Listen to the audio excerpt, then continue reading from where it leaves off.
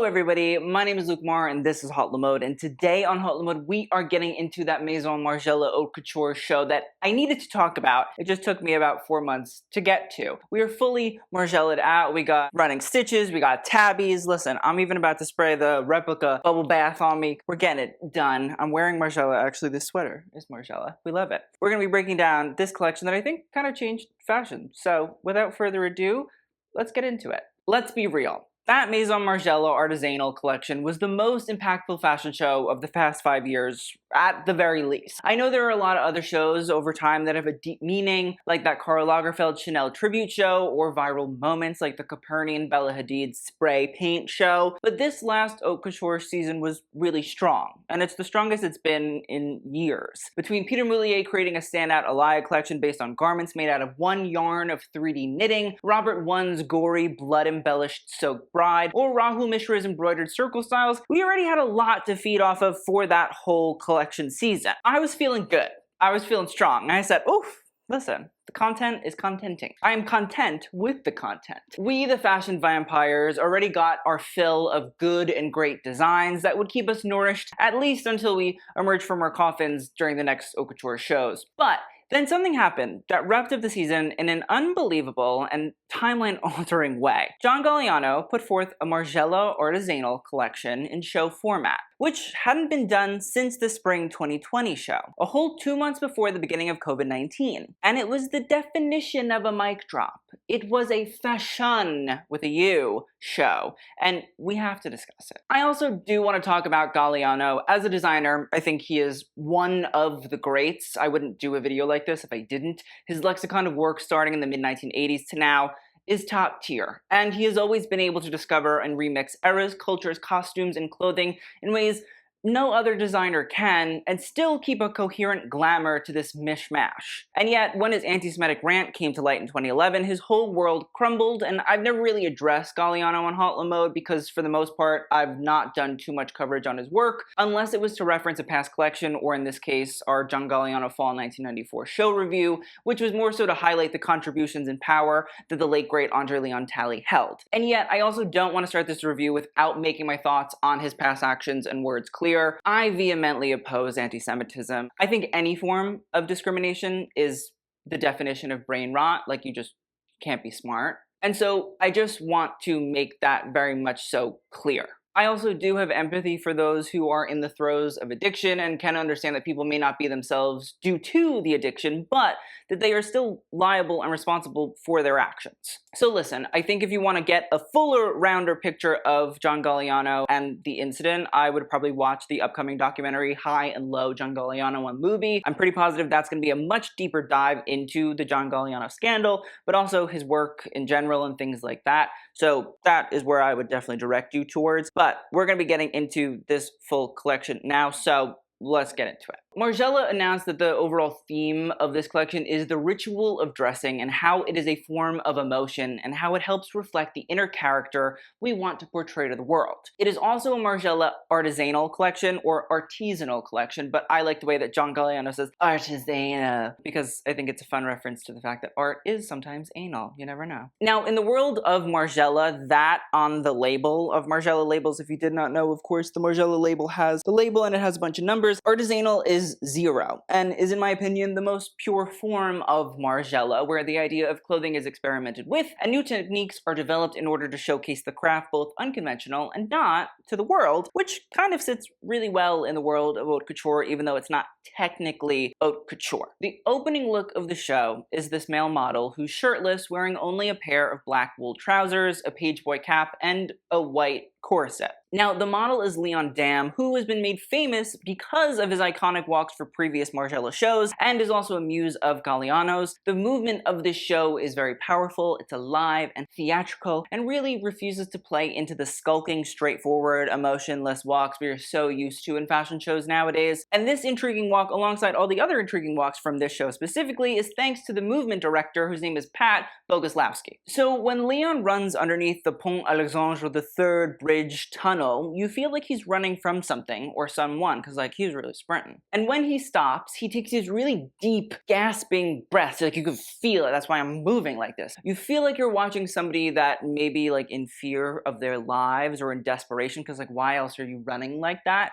Yet once he catches his breath, his stance and his walk suggest not terror or alarm, but strength, glamour, and kind of a ferocity. And do both of these attitudes of fear and glamour have to do with his clothing choices? I believe so. Galliano this season was very inspired by the Hungarian-French photographer Brassai. Brassai moved from his Transylvania but now Romanian town of Brasso to Paris in 1924, and he gave up wanting to be a painter because he was in awe of Paris, and in 1931 began to go it alone, documenting what was happening in the city. Now, many of his most famous photographs captured what happened at night in the streets and the underbelly of Paris, giving many of the photographs this really hazy, dim, and seedy setting or subject. But Brassai's documenting of this side of Paris also brought it to light, as some of his work portrayed realistic portrayals of sex workers or LGBTQ gatherings. And I think the use of LGBTQ gatherings is a good segue back into this first look. A man in the 1920s and 1930s seen wearing a corset would be, well,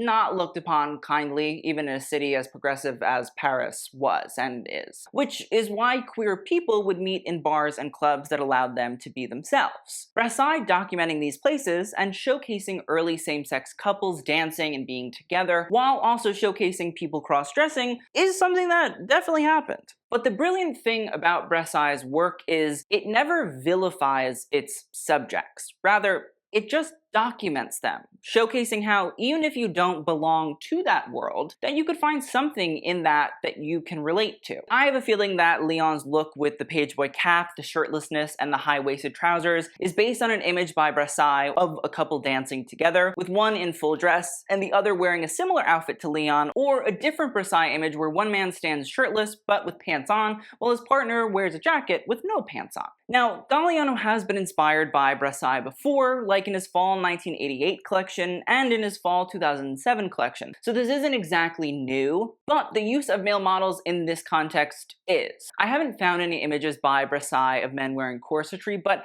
there are a vast amount of images of women wearing them by Brassai. But stays, which are stiff undergarments which shape the waist that are now pretty synonymous with corsets, were advertised for men in the 1890s, and there is even a stay for a man from the early 1900s that I've found, so it wasn't necessarily unheard of for men to wear them, or at least underneath their clothing. Galliano's models, though, needed to train their waists in order to actually shape them to that level of cinchiness, and I also wonder if the famous Mr. Pearl wasn't somewhat of an influence here as well, as Mr. Pearl, the famous corset maker, also trained his own waist down to an unbelievable size. But this idea of a man wearing corsetry and being in the underbelly of Paris might have been why he began to run, and when he felt safe, began to, as we say, give it to the girls. In my opinion, it is a fantastic depiction of the duality of being queer, the fear of being othered and how that can harm you, and also the ability to have great courage and strength that can be demonstrated to the outer world, almost like armor. And to relate it back to the overall theme of the show, well, this idea of reckoning with how you want to portray yourself in the ritual of dressing is both an amazing feeling and can put you in danger. The model that followed wore a beautiful black gown in muslin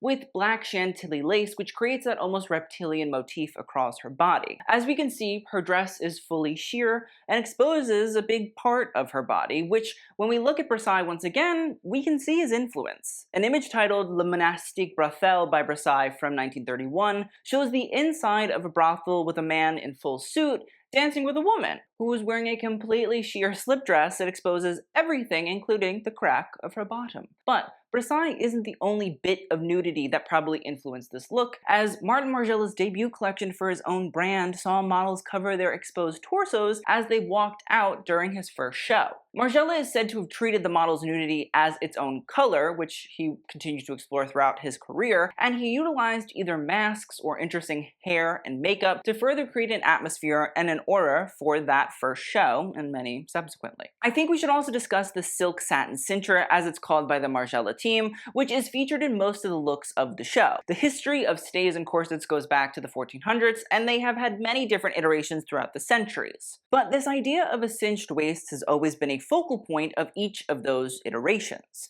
Galliano further emphasized the cinched waist by adding prosthesis to each of the model's thighs in skin tone matching silicone, which helped to give all the models this very exaggerated hourglass figure. It doesn't seem very 1920s or 1930s, but it definitely reads a bit like the Belle Epoque, or from the 1880s to the 1910s, when women constantly wore corsets and stays, which nipped the waist but also emphasized the bust as well. And I also thought it was rather interesting with the response to this show, which was, "It's too much Galliano." But many seem to forget that Margiela from his first show was also into shock, awe, and a little bit of theater. This idea of creating a full look was a Margiela-ism and often included all kinds of things like wigs made of fur or painting or appliquing the models' bodies. And I think this is a great time to bring up the dame herself, Pat McGrath. Because as much as the walks, the clothing, and the models were important to the show, the internet went buck wild for more than a week trying to figure out how this glossy, doll-like makeup was done, and I personally watched a whole lot of skin peeling videos from the model's post-show as well. Now, I won't get too technical because I can't.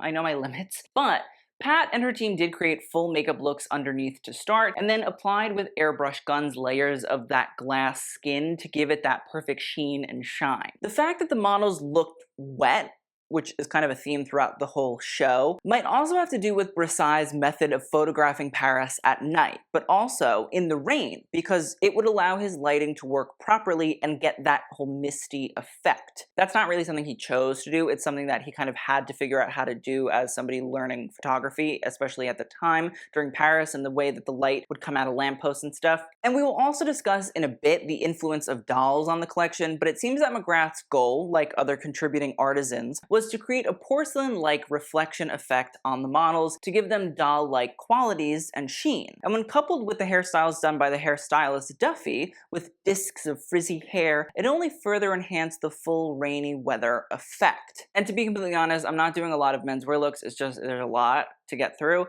but a lot of the menswear looks later in the collection actually have beading that is inspired by the rain and meant to look like raindrops sort of cascading off of different coats and jackets and shirts and things. So there is a full rain effect. Now next up, we have to talk about the fact that Madeline Vionnet and John Galliano do have a very strong collection. Now for those that don't know, Madeline Vionnet was a designer who began her brand in 1912 and transformed the idea of clothing making, as she worked so heavily with the fabric and the body that she became almost a sculptor of textiles rather than a fashion designer. Now when Vionnet was only 11, she was forced to leave school and began working as a seamstress under a dressmaker outside of Paris, and when she was 18, she then went to work for the English branch of the Haute Couture and then became the head of the tailoring atelier for a different designer. But when she returned to Paris, she began to work under the famed house of Calot-sur, where she really learned how to make clothing for women rather than what she called costumes like the male designers such as Worth and Redfern. She then was offered a job at Dussé, another famed house, where she was tasked with creating her own designs within the brand, which is where she developed and experimented with her famous techniques like pin tucking, rolled hems, and of course,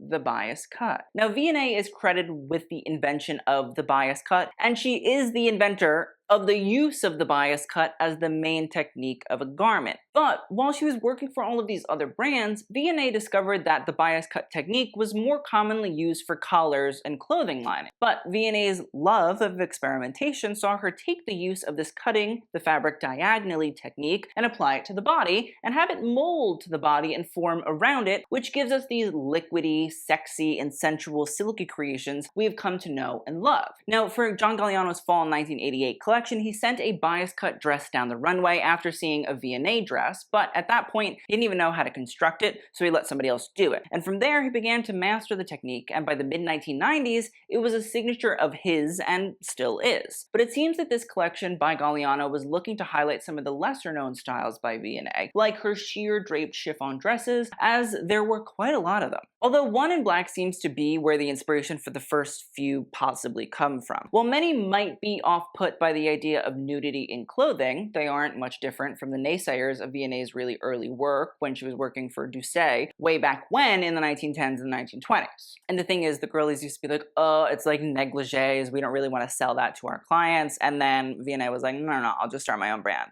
buy. Another interesting tidbit is that for his spring 2003 collection, Martin Margiela himself created a black sheer bodice dress out of old petticoats. And I think we can see that Vionet's works still hold weight even for him. To bring back Versailles and the Parisian underbelly, his constant documentation of sex workers and their nudity also might be another influence here to help me with the choice of sheer. Now, to bring back Versailles and the Parisian underbelly, his constant documentation of sex workers and their nudity also seem to be another influence here to me with the choice of sheer yet exposed fabrics. Then we saw a horsehair petticoat, which is placed on the outside of this gold bias cut dress, again, bias cut, Galliano signature, and incorporates the transformation of the garment usually used to create volume underneath a skirt, which is the petticoat. You know what I mean? You put those underneath a big ball gown and it creates that big princess-like silhouette. I'm pretty positive that this is inspired by Vionet's carnival dresses from 1938, who also used petticoats on the outer layers, as well as her honeycomb dress, where a similar silhouette appears. Now, we can also see that there are lame dresses from the 1930s that can be found by Vionnet as well, which again plays into this gold dress underneath. Now, the lame dress underneath is made from vintage lame curtains, and the idea of upcycling fabrics or vintage textiles to create something new and modern is a classic Margiela-ism, which he felt gave new life to these original textiles and pieces. And the fact that the dress is made up of old curtains is another reason that I can say to people that say, oh, this isn't Margiela, it's just Galliano, that they might need to rethink that idea. From Galliano's 1984 graduate collection from CSM titled L'Incroyable, Galliano created coats and waistcoats out of vintage curtains he found at the Notting Hill Market, which followed in the deconstructionist ways of Rei Kawakubo and Yohji Yamamoto. Margiela did not start his own brand until 1988, so Galliano had years on him before he would begin his deconstructionist elements underneath his own label. But the fact that Margiela in 1984 had started working for Jean-Paul Gaultier makes me believe that Galliano and Margiela came up at the same time within fashion, and both found importance and excelled in the idea of deconstructionism, even if theirs wasn't exactly the same. I also think we should note that Margiela did reference the past quite a lot, like in his spring 1996 collection where he printed photographs of vintage garments onto lightweight jerseys like a 1930s Shetland wool jacket or a 1950s fur coat to give the appearance of those materials while still having the composition and qualities of jersey. And this idea of transformation, again, it just kind of keeps working throughout these designers' work. Galliano did this collection called the Ludic Game, and he had clothing that was worn inside out or upside down, and he also did these things where he had cork, like wine cork, buttons to close up jackets, and the thing is Margiela's famous sort of cork necklace is a thing. So again, we need to understand that these two designers definitely had similar ideas, and sometimes one did it first and sometimes the other did it first, but they got a lot of similarities. Now next up we have this beautiful cardigan and skirt style, but the thing is there's a Vionnet skirt from 1925 that features these beautiful swirls rather than moons like the Margiela version, but even down to the horizontal fringe strings between the two shapes, these styles are very similar. And the Margiela show happened the evening of the first full moon of 2024. Now, the way that the model is holding her arms here is, again, another reference back to Margiela's first show. It's something that, you know, the models came out kind of holding their bodies like this, and I think it's a really interesting stance to keep repeating throughout the show. There's also this cardigan, as we can see up top, that is made out of boiled wool, which is what gives it that pilling-like texture, which nods to the idea of garments falling out of this pristine state, which references the wools of the fall 1996 Margiela collection, and also references the fact that Margiela kind of loves this idea of clothing going through the process of aging. I don't know how much this has to do with anything, but I did find a dress by Margiela from the spring 2003 collection, which has a bra that is placed at the exact same spot on the hips that I also thought, could be a sign, but this is one of the great looks. I love it. I thought it was beautiful. Now, these sheer black dresses with some sort of opaque slip underneath isn't really uncommon from Vionnet because it's something that we saw from this example from 1939. But there is a different version that does have silver embellishments across it that create a wavy motif throughout, which was also done by Vionnet back in 1927. Now, we should also note that Martin Margiela himself loved to entrap fabrics underneath different sheer styles. I mean, his fall 1999 collection had these blanket coats with sheer outer shells that you could see the sort of stuffing underneath that showcased what was going on underneath these big blankets. Also, there are just a lot of Margiela looks that most definitely have sort of sheer panels over top of other garments. It's something that he was doing really, really early on in his career. So again,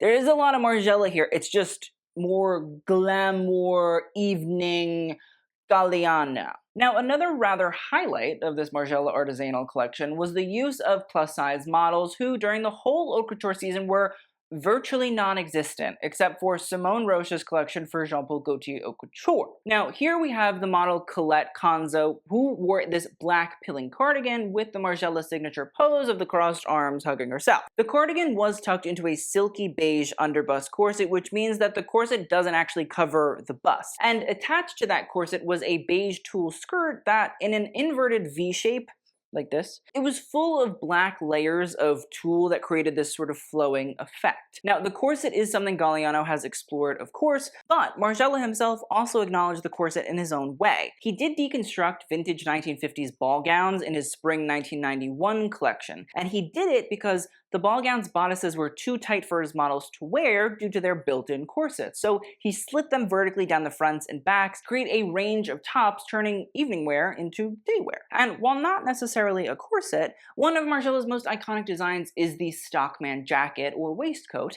based on the haute couture mannequins that used linen and the printed semi-couture text to convey a central piece of the haute couture process. Now, I think that the use of the 24 metal hook closures references the advent of the hook closure corset in the 1800s, which allowed women to put their own corsets on by themselves for the first time rather than needing someone to help them lace them up. Margiela could have put a zipper or buttons on those stockman jackets when he first showed them, yet he chose this form of closure, and something about that nods to the history of corsets in my mind. Now, my idea that Margiela was referencing the corset definitely comes in because I bought this book called Visions of the Body, Fashion or Invisible Corsets, which is a catalog from 1999 about fashion exhibit about corsets, and guess what's in there?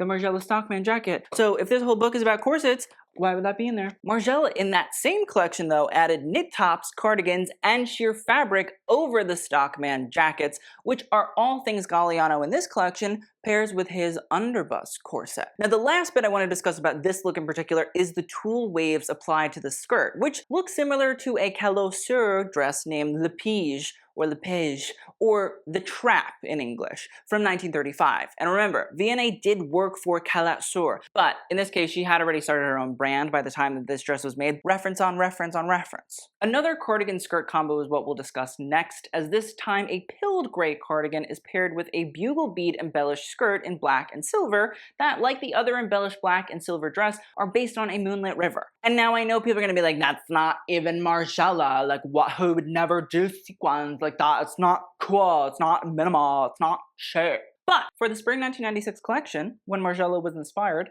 by vintage garments, he would take a photo of a sequined dress and other vintage garments, and he would print those pictures onto different pieces of jersey, as we mentioned earlier. But he actually took a picture of a sequined garment and printed it on a jersey skirt. On the runway, it was paired with a sheer printed shirt, but it was also sent out solo by itself, with the model covering her chest with only her arms, just like the model pose of this show, and like the first Margiela show that Margiela ever did. The new version of the skirt is quoted by the brand as being, quote, part overprinted, which is rather interesting as overprinting is a design technique where you print one color over another. So, like that look from 1996, this one is definitely printed on, but Galliano and Margiela's love of embellishment is there. It's just done in the original, more traditional sense. Then a velvet green bias cut dress with what Galliano has dubbed his fabric sequins appeared on the body of model Jill Courtelevy, who is one of the most prominent plus-size models currently working.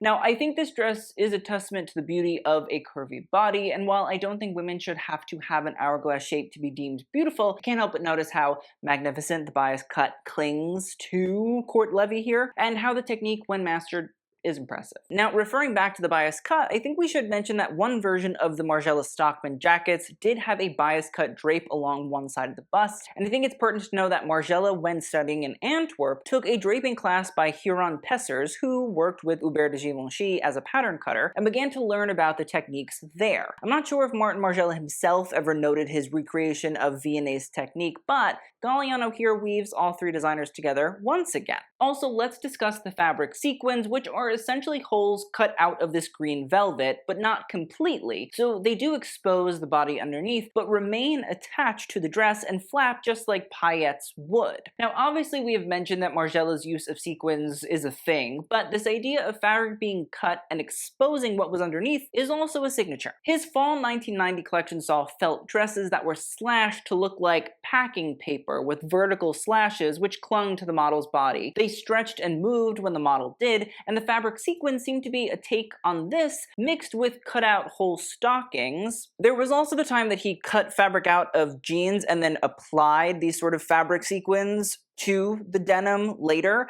And then also when we pair this whole thing with Margiela's use of iridescent paillettes from the fall 2000 collection, it seems to be a culmination of all of these Margiela techniques from Galliano. Now the first skirt suit that emerges from the show was made of white foam, and that helps to create this really bulky silhouette, but of course has a tight-fitting corset underneath, and like almost all the women's looks from the collection, silicone prosthesis helps to build up the hip and thigh area to have a wider proportion. Over the top of the foam is this black lace, which is coated to give that light reflective glossy effect, and a matching disc-like hat, as well as hand-knit stockings that are purposefully patinaed to look as if they've been ripped at the knee, only further envelops this full essence of the look. Now Galliano has said in the past about his Margiela Artisanal collections that proportion is the way that fashion evolves, and while these oversized styles might not be taken on by the everyday person, they certainly change our perspective of the way the body can look and still be considered appealing. I think it's also important to note that Margiela's own Spring 2000 collection took a look at oversized proportions by expanding clothing to very oversized volumes as well. That collection was a real shift for the Margiela brand, and when we look at it, not only were the clothes big, but the models' bodies were decorated, whether it was painting their arms black or covering their throats and legs in sequins, and there was just a little bit of theater to it. This is something that many are saying Galliano is overcompensating for when it comes to his Margiela shows, but it was a thing by Margiela. Something that I also read is that the model Christina de Koninck wore a red top over an oversized white slip dress with lace, and the shadows that cover her legs, or at least what look like shadows that cover her legs, are actually painted on in black. Margiela did play with slips and negligees, often upcycling them into other pieces like tops, and so I wonder if that is where Galliano was looking when it came to the black floral lace motif we see here as well. Now, I know I haven't talked about the menswear, really, and to be honest with you, I really won't be expanding much on it just because like this video will truly never end. But I just have to say that this look, this beautiful little look with the exposed seams and the black trousers underneath, would die in. Would be buried in. And now back to our regularly scheduled programming, another foam skirt suit emerges, and this time we do see the black glossy lace skirt, but the jacket that the model wears is in white foam with a rather tight bodice, but oversized and bountiful sleeves. And it's miraculous, especially when we see the black stocking-like material that is tattered and torn and webbed over the jacket again and again, and almost becomes a form of draping of its own. See, I think of it almost like the fake spider webs we Americans put over our homes and foliage to celebrate Halloween. And while this might be a stretch, there is a Vionnet spiderweb dress from 1927, which, when looking at the theme of this collection being partially about the creatures of the night and how they dress, a spiderweb isn't too far out. I also think this idea of the stockings, whether webbed across the jacket, matching hat, or the tattered and torn layered stockings on her legs, returns back to this idea of reverse swatching by Galliano, which came about in his fall 2018 Artisanal collection for Margiela. The Margiela team coined the term reverse swatching, or the moving backwards placement of something on one's skin, for the collection to explain the way that they would drape fabrics and garments like stockings, belts, and linings as the main feature of a garment rather than something to be hidden, just like Vionnet and Margiela had done before Galliano. Margiela's exposure of seams, darts, and seam allowances became something he proudly exposed, and it also gave those not in fashion a little more understanding of what the technical aspects of their garments looked like. And so I wonder if Galliano webbing these stockings over the foam of the jacket is once again revisiting that reverse swatching, as foams are very rarely seen as a chic material to expose. I don't think foam ever really feels good. I don't like to touch it. So When foam is exposed underneath something, it's usually seen then as defunct, as broken, as no longer complete. When stockings rip and tear, they are seen as disposable, seen as something you should throw away, which Margiela did play on when he cut circular holes in model stockings for his spring 2006 collection. Not only does Galliano inject his sense of proportion, but he does weave multiple Margiela-isms as well as some Vionnet-isms into this look too, all while creating this hauntingly individual and unique look. Continuing on our skirt suit journey, we see this gray tweed skirt suit, which once again has these exaggerated proportions thanks to the unseen corset and prosthesis, but this time it's not only the undergarments that shape the wool, but rather a new technique developed by the Margiela team too. It's called retrait-serrage. It's where tweed fabrics made up of wool are combined with glue and fine wool crepe and then boiled. And when they are boiled, they shrink, which is natural in most fabrics, but these elements help to shrink the style into a specific shape. Now we can see that on the jacket that creates this very interesting texture at the lapels, but also around the waist, which looks ruffled or wave-like, which the Margiela team wanted to have create a coquette-like shape or effect like a heart. Very into the coquette core, I guess, over at Margiela. Now, the use of the gray and the fit of the skirt and jacket in that wasp waist way reminds me a lot of Christian Dior, and how Galliano played on Dior's lexicon during his tenure at the brand as well as at his own brand. We should also look at what sits underneath the jacket, which looks like a piece of porcelain crudely tied with string around the model's neck. Now listen, the porcelain, shocker, is actually leather, which not only brilliantly ties in Margiela's own love of trompe-l'oeil effects, but also taps into the creative community aspect of how Margiela put together many of his shows. This porcelain piece was made by Robert Mercier, who I think will go down as one of the greatest textile craftsmen of the 21st century, as we have come to know and love his avant-garde leatherworks like Zendaya's Balmain dress or the Schiaparelli cone bra. But this porcelain leather technique is truly astounding. Mercier has said it took months of research to make and is not a process he is willing to share, which kind of seems to be a bit of a theme for the contributing artisans of this collection. It's the same with Pat McGrath and Duffy and Robert as well. Listen, rightfully so. But as for why it's even there in the first place, well, Galliano wanted to tap into the relationship of artists and their anatomic lay dolls. And to clarify, those are the wooden figures whose bodies you can move and pose. Now, the modern wood lay dolls that we know are not really gendered, but this example from the early 1600s shows how artist versions back then were more accurate to the body and also kind of creepy. And the version we're looking at seems pretty beat up and could possibly be another inspiration for the ripped tights paired with this look and another similar skirt suit. Listen, quick tidbit. Wooden lay dolls have been recorded as being around since at least 1461, but in the 1680s, mannequins were said to be small wooden anatomical figures, and considered one of Margiela's most famous pieces is based on the mannequin of the fashion industry, and his fall 1994 collection did recreate clothing found on dolls and size them up to fit real people, including a white bib-like top that seems almost like the porcelain leather breastplate. I don't know, I feel like there's a little bit of a reference going on there. But to go back to Robert Mercier's little porcelain moment, it's so crazy that you look at that and you think, oh, it looks almost like it's been glazed in a kiln or something. It feels almost like a piece of ceramic, and the fact that it is leather is so wild to me. And again, I just love this idea of incorporating other artisans into the work of Margiela, because that is something that Margiela himself did. Oftentimes he did work with other designers and other creatives to create certain things that he himself couldn't always make. I think that's what good designers do. We then were treated to a cape with a nipped waist and exaggerated hips that flared out under the model's arms, looked like it was made out of corrugated cardboard. Now, the Margiela team has called this technique cassetting, which I thought really had to do with the cassette tape. I googled it and I found out that the picture that showed up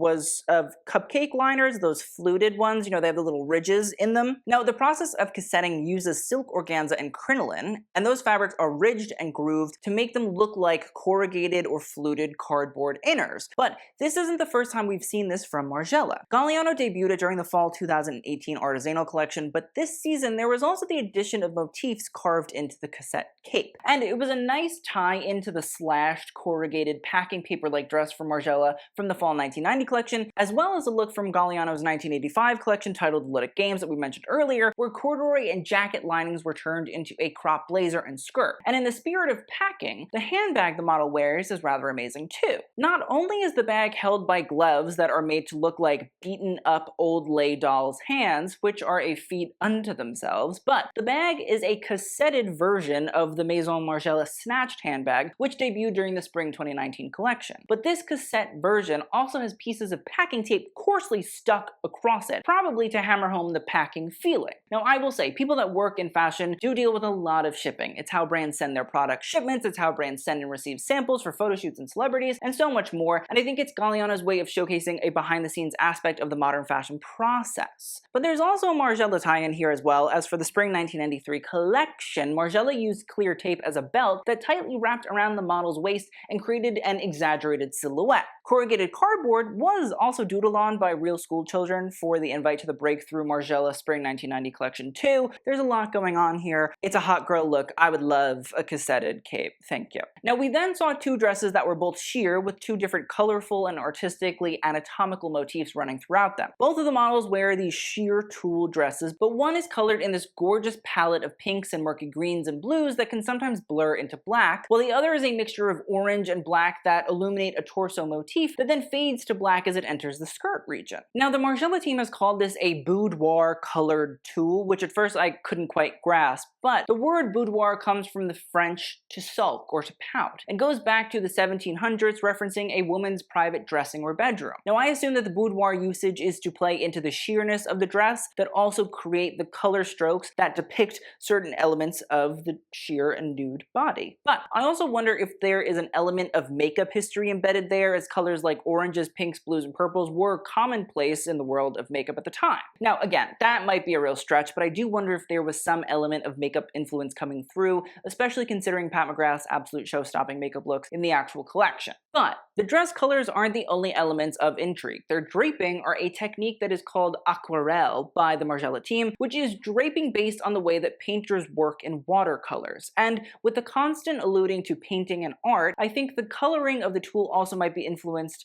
a bit by that as well. Now, the darker version does seem to have painted on breasts and nipples too, which is rather interesting considering the looks are sheer, and so it's this idea of Margiela's own trompe-l'oeil subtly sneaking in as well, but you actually have like the real thing underneath. There's also mention by the Margiela team of the early 20th century artist Kees van Dongen, who was one of the Fauvists, who were artists that emphasized bright and vibrant colors in their work. Now, I can see again that there is a hint of Van Dongen's palette in these pieces as well. And now, as for the knees and the hip details of the skirt, they are rosettes and petals that are appliqued onto the pieces and create this beautiful sense of handcraft. The rosette version in particular stands out to me, but we can also see that hats are present as well as hand-embroidered masks, which create facial trompe-l'oeil effects and relate back to Margiela's debut collection, which included masks on the models' faces, and would become something he experimented on and off with in order to draw focus to the clothing he presented rather than which models were walking. We can also see a merkin present, and now I know you're looking for a handbag of some sort, merkin, Birkin, but no.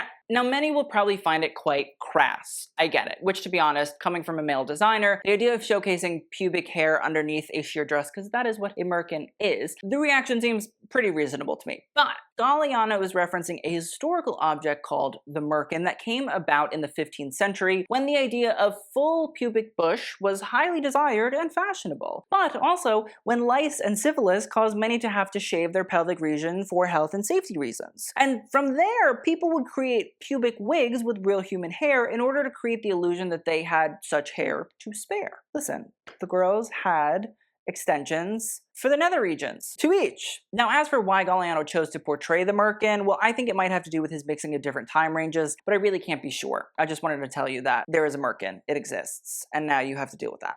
You're welcome. We then saw a coat in a dark gray wool with, of course, a wasp-waisted nip and white running stitches that went down the whole of the front. The exposed stitch is what is really rather lovely here, and again, it might seem a bit on the nose with Margiela, deconstruction inside on the outside, yada yada, but it is a technique that Margiela himself did make for his own brand. For the fall 1997 collection, Margiela was still looking at the idea of the process of clothing making as something to be presented rather than hidden away. So the white loose threads that would be a placeholder for darts and seams later, were left instead of cutting them away like they historically always have been, once again showcasing the process as the product.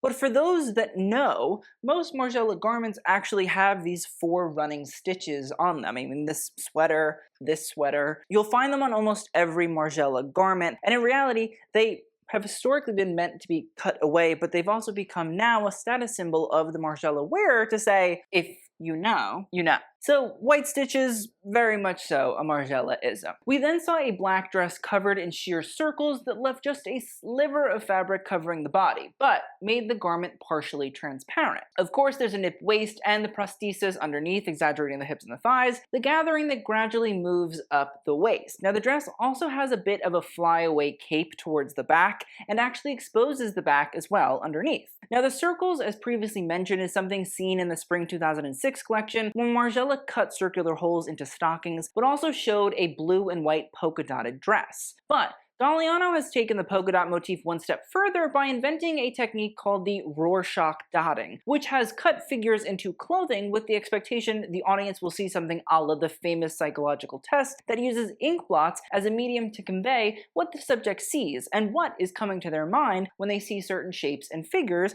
called the Rorschach test. Now, I believe that this look's polka dots are meant to showcase moth holes, but again, it's up to each person to see what they see, but as somebody that likes a deconstructed Margiela piece here and there, the moth holes is what I'm kind of getting. 3 blue and white striped dresses then followed, with beautiful figures in light and airy cotton poplin. The use of this fabric will be perfect for spring and summer, but what is even more perfect is the exacting and taxing execution of getting those stripes to line up on the bodice, waist, skirts, and sleeves of those dresses. To get the tight stripes of those corsets or the bust area to fit perfectly and blend perfectly with the wider stripes of the rest of the shirts and the dresses is amazing, and it's a technical feat, and almost like embroidery or hand painting something. It's a skill that takes a lot of time and effort to really understand and then perfect. I should also note that the spring 2007 Margiela collection saw Margiela utilize stripes, which he remembered as hideous patterns from store windows in his childhood, and recreated them in dresses. Now these Galliano versions are much more dramatic in silhouette, and one has a sheer petticoat with panels of gathering layered over top of the skirt to further differentiate itself. But I think we should also notice that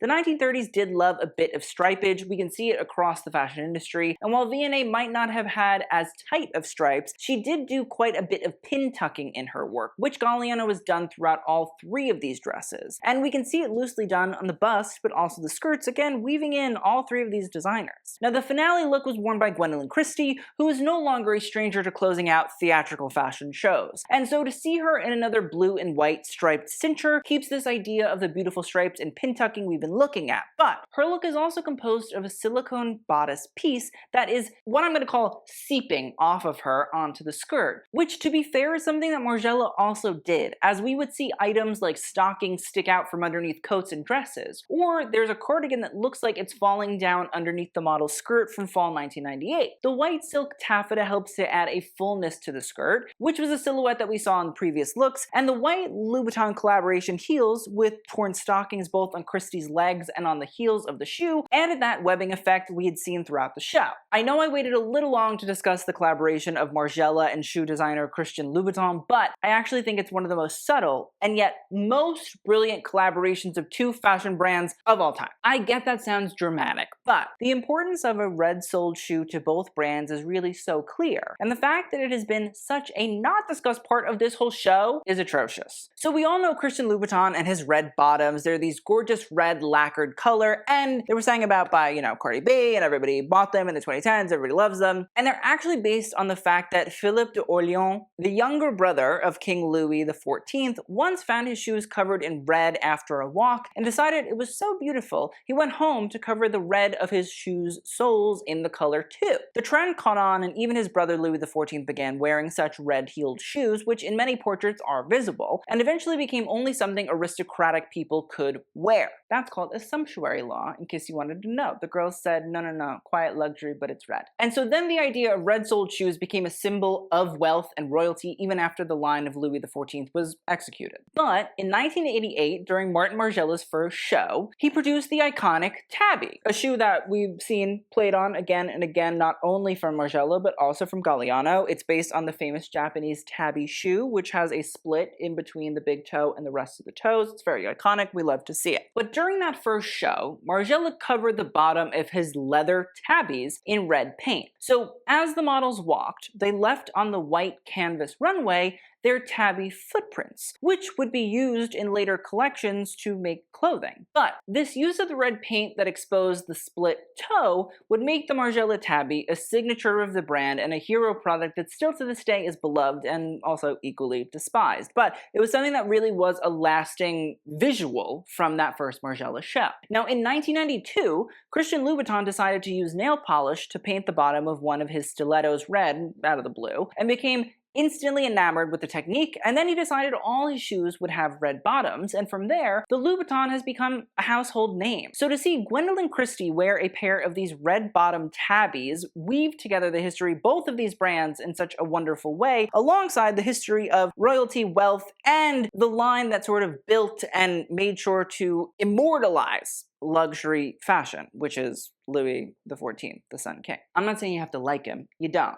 But what I will say is, he did what he did, which was make sure that France was a luxury fashion exporter for the next however many hundred years. I also can't get over how much Gwendoline Christie's makeup and Goldilocks-like hair really emulated this idea of a little porcelain doll that had come to life. And the idea of the doll is so important to this collection overall, but Christie closing the show out as a real-life recreation of this imaginary, yet broken doll, feeds this rather somber yet joyful feeling of the whole collection. And that is the end of this little review. To be honest, I think this will go down as one of the greatest fashion shows of the 21st century, and you're probably asking, Luke, why? I believe this show reset the standard of what a fashion show should look like, and at the same time legitimized the trend of viral fashion shows that have become seen as trashy or gimmicky. But it legitimized it in the sense that you don't need to have a gimmick. What you need to have is a well thought through collection that you took time and effort to build. Not only in terms of the narrative and the storytelling, but also in the fact that you understand the garments that you are making and are able to build new techniques, new styles, new ways of innovating on clothes. On top of that, utilizing different artisans, whether they're hair and makeup artists, to really go for a characterization, to really build their own storytelling and their visual impact, as well as getting people like movement directors to make sure that your walks are not just models skulking down the runway in matters that they don't really care about. And also making really cool artistic interpretations of different elements like porcelain leathers or silicone jackets. The thing is, while yes, I explained a lot of looks in this collection, we could have all done without me making this video and still all enjoyed that experience. I think that is what makes that show so good, is you could go back and you could watch that show and you could listen to Adele singing the hometown song and you could watch those models walk, and you might not know anything about Versailles or Vionnet or Margiela or Galliano and still feel something, still feel touched, still feel like there was a little bit of fantasy, a little bit of storytelling that you could build your own narrative around. That, to me, is what makes that a show. I love all the other designers that we talked about. I think they're great. I think they're wonderful. And yet they don't do that. They don't build a show set and a show stigma and a show aura and atmosphere and weave in all of these historical techniques.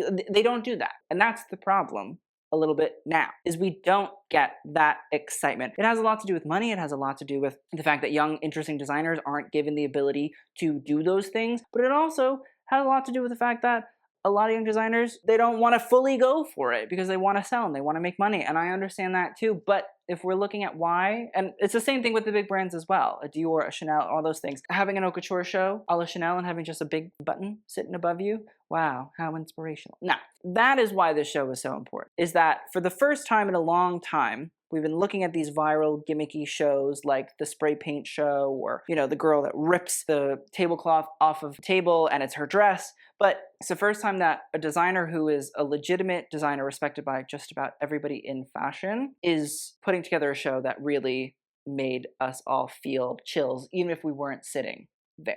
I think that is the definition of a perfect fashion show. I hope you guys enjoyed. I'm sorry this took a long time to make, but I wanted to make sure that we really did and gave it the importance, the justice, and the historical understanding that we needed to. So please let me know what you guys thought in the comments down below. I'd love to hear your thoughts and opinions. We'll see you guys on the next video, and TCYL.